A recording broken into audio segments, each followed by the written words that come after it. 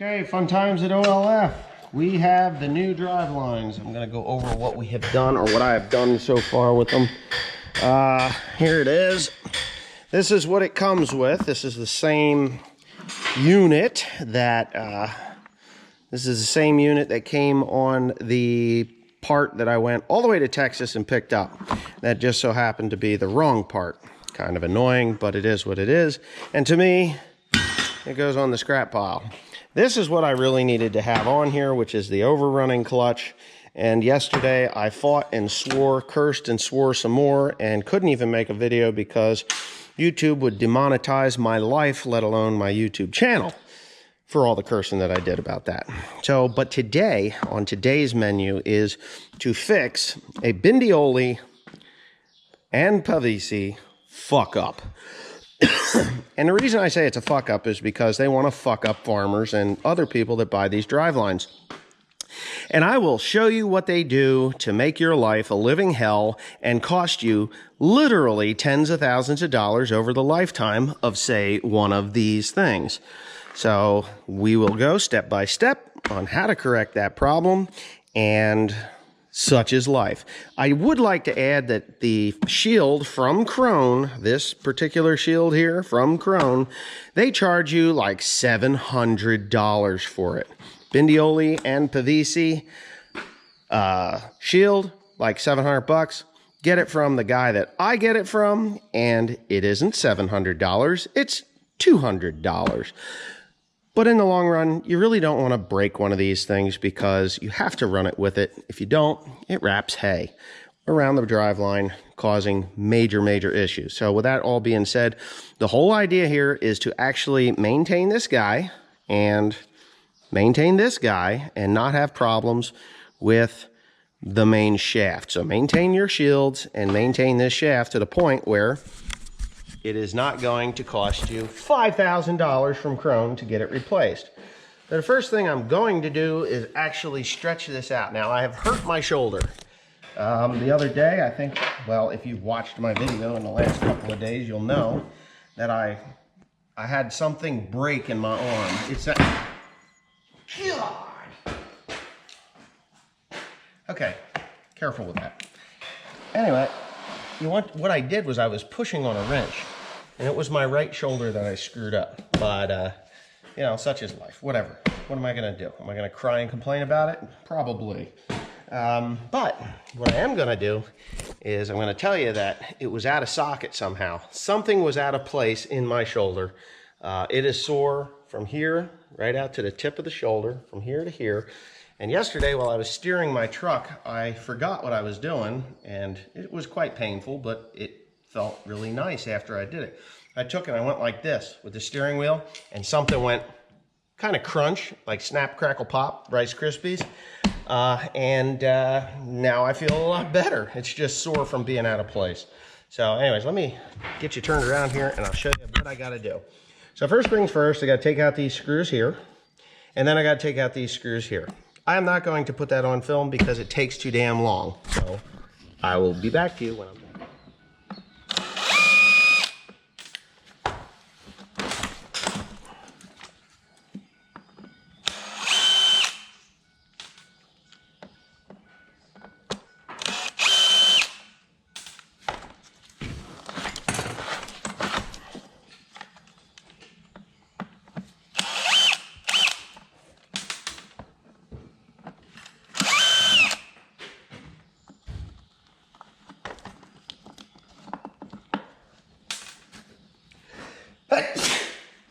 God bless me not.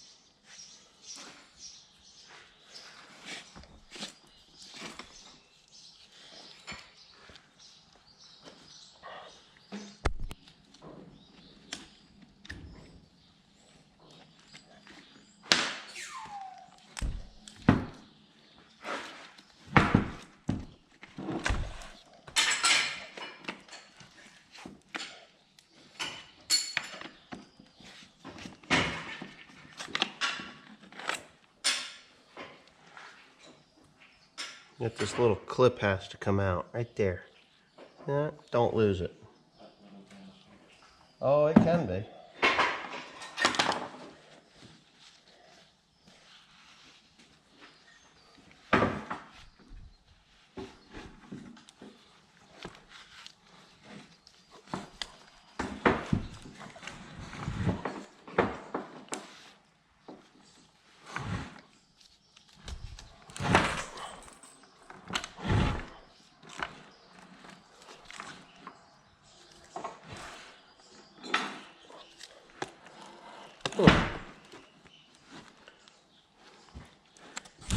Every time that thing makes a revolution, it squirts grease out of that hole.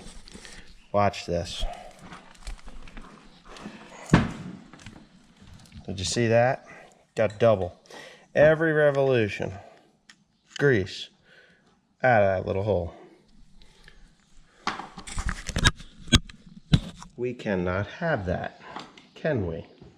Costs lots of money. Costs lots of money. So if you buy this shaft from Krone, it's a Bendioli. It is not this quality shaft. This shaft is a 21 spline shaft, or it looks like the 1000 RPM, 20 spline shaft, it's 20. The one you get from Krone is a 4-lobe shaft. I think I paid $1,800 for this because I left $600 item off, and after fighting with it yesterday, I think I should have just spent the 620 bucks. But I'm glad I didn't. So the next thing on the list of things to do is to actually cut a V-notch out of this guy right here. I don't know if you can see that, but I'm going to show you. So I'm going to cut a V-notch out of this right here. Just cut it, right?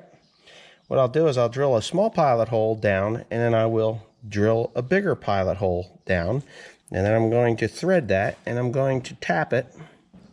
I'm going to tap it, and I'm going to thread in a very small set screw, and that'll be the end of it. The end. Fixed.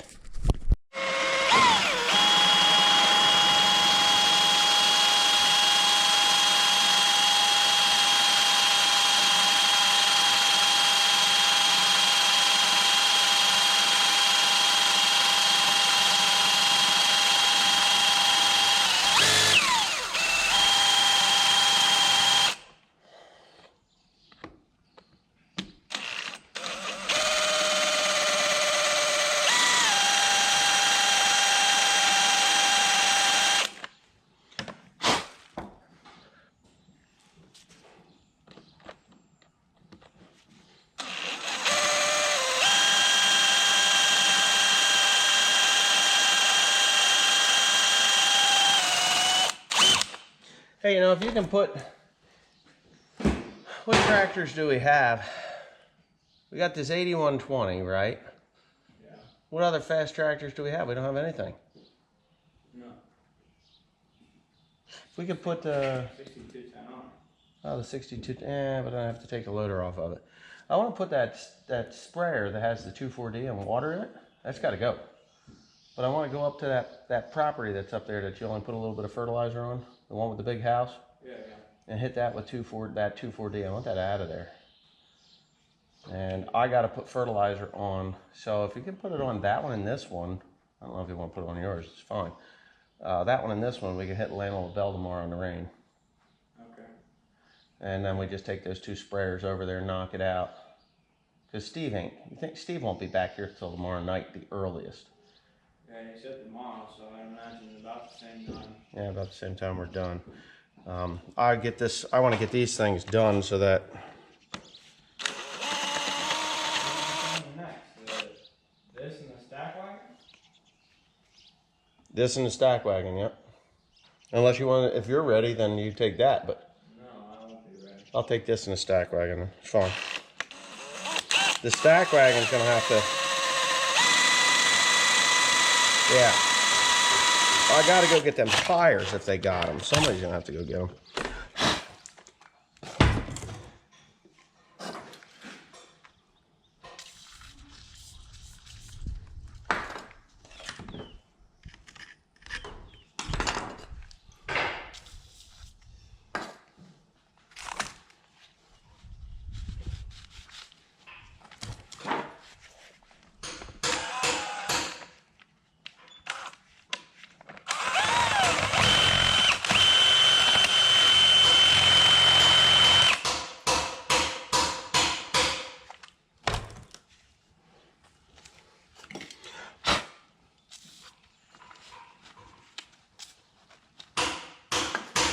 get a file and I'll finish this up. Good morning. Anyway, so my GoPro camera has failed me again. I don't know, it said it was encrypted this time. But anyway, all I really did was, you saw where that grease came out of that shaft, and I just went and got in, what was that, a number 632 thread tap. I tapped that sucker out, I threaded it, and then I went and I got a set screw. I have a set screw kit that's that small, and I set that in there, just wound that thing in there, and I plugged the hole. Okay, so I would call this planned obsolescence. That's all I can equate that to, is planned obsolescence, because if they don't wear out, they can't sell you new ones. I really want the grease in that reservoir forever. I don't want that grease to come out of that reservoir. I want it to go in there, stay in there, stick in there, work in there, and lubricate the plates in the CV. That is a constant velocity joint. Now, I don't know if you guys know much about these. Probably if you don't run high-speed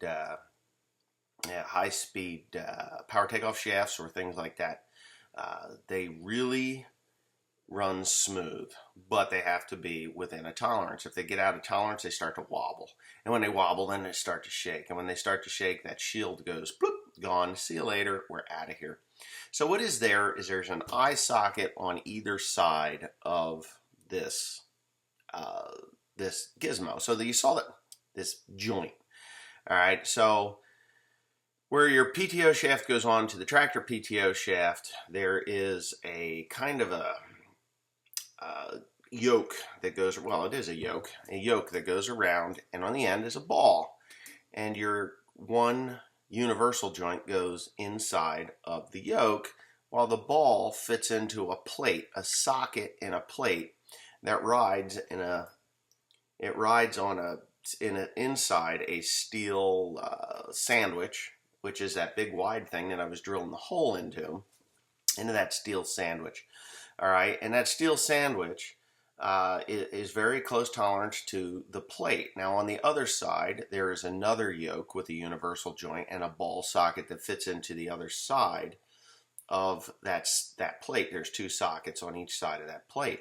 So as you turn, they kind of turn together, and that plate stays within that in that steel sandwich, and the outside of that steel sandwich is a grease reservoir. So when you make a corner with this constant velocity power takeoff shaft, that plate dips into the grease that is within the reservoir.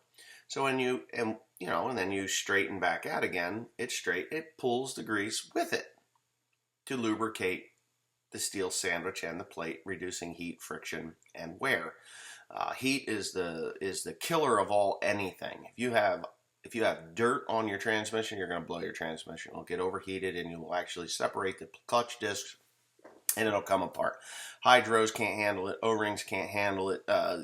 Sealing rings, even steel will start to score as the thermal breakdown of your oil. So heat is the killer of everything. And, of course, metal erodes faster with heat. So, that little hole that splooges grease out every time it makes a revolution. Okay, excuse me here.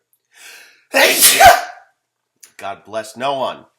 Anyway, so when that plate dips into that grease reservoir, you're going like this at 1,000 RPM with the tractor running at 2,100 RPM.